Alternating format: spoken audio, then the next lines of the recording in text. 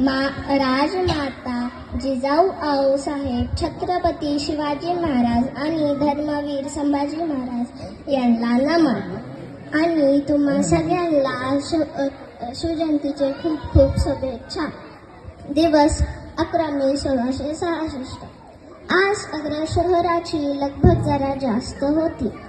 सर्वजण आपापली कामे संपवून रस्त्याच्या बाजूने गर्दी करू लागले. जणू काही ते कुणाची तरी वाट पाहत असावे. तेवढ्यात त्यांना एक शुभलक्षणी हत्ती दिसला. त्या हत्तीवर एक भगवा झेंडा फडकत होता. हत्ती मागे 250 धारकरी, मागे खासांच्या पालख्या आणि त्याबरोबरच फेटे बांधलेले 100 मावळ.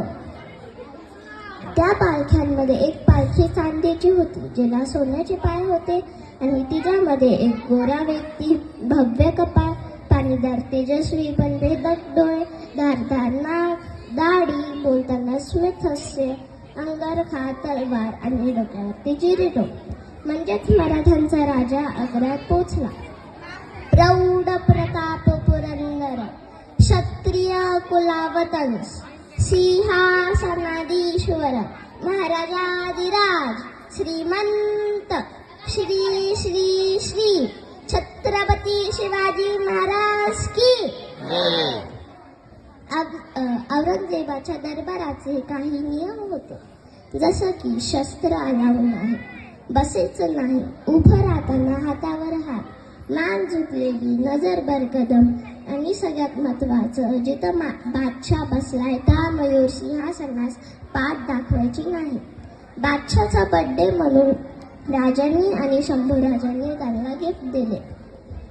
जर आपल्याला कोण गिफ्ट देतं तर आपण थँक्यू बोलतो, पण तसं बादशाहने काहीच केलं नाही. बरजित महाराज थांबले होते, त्याच्या पुढेच राजा जसवंतसिंग उभा होता, ज्याला राजांच्या मावळ्यांनी पळून मारलं होतं. महाराजांचा संताप अनावर झाला, डोळे लाल बुंद, श्वास मोठा झाला, धमन्या फुगल्या, मोठी ओपोप वळला आणि महाराज रामसिंगवर गरजले.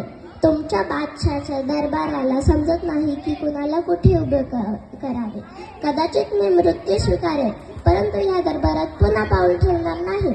अशी डरकाळी फोडून सह्याद्रीचा सौव मयूर सिंहासनास पाठ दाखवून निघाला.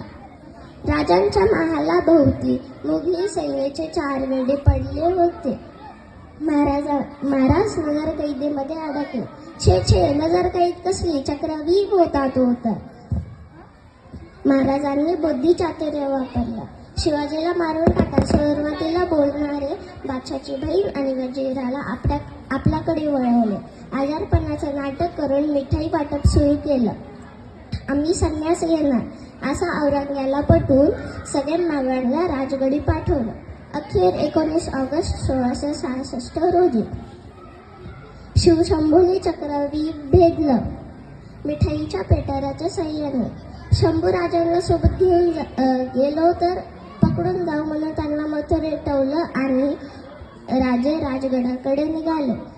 त्यांनी चक्रव्यूह असं भेदलं की त्याच्यामध्ये एकही मावळा मारला गेला नाही आणि अशा दिशेने राजगडाला गेले की कुणालाच कळालं नाही.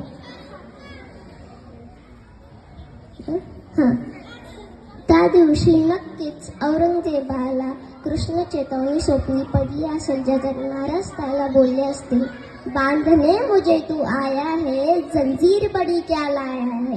बांधने मुझे तू आया है, जंजीर बड़ी क्या लाया है.